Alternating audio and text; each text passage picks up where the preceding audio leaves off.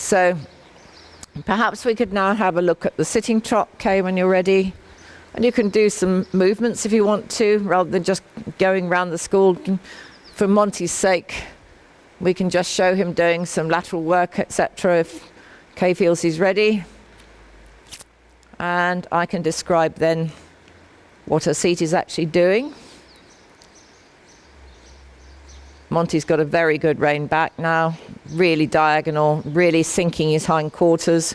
And we use the rein back a lot because the great Portuguese trainer, Nuno Oliveira, he used to say that the shoulder in was the aspirin of equitation. Well, I call the rein back the paracetamol because it really helps to engage the hindquarters. This is the shoulder in position here. Just a warming up phase at the moment still. And Kay is absorbing the movement just as I described earlier correctly, with her lower back just flexing enough to absorb the movement, but there's none of this belly wriggling that you'll see if I can persuade Tallulah to do it on Sultan. Sort of caterpillaring movement of the lower back.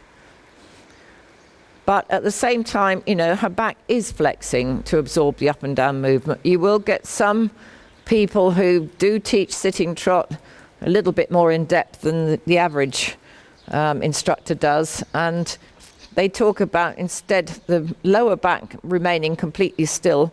The pelvis is allowed to move with the two sides of the horse, but they talk about sort of absorbing the movement through the knees and the ankles and the hips. So it means that the legs are jiggling up and down like that. Well, my argument is you never see the Spanish riding school all going around with the legs jiggling up and down. And so the quieter the legs can stay, just draped around the horse. The Germans say the legs should cling like a wet cloth, and a wet cloth has no muscles, of course, so it can't actually grip.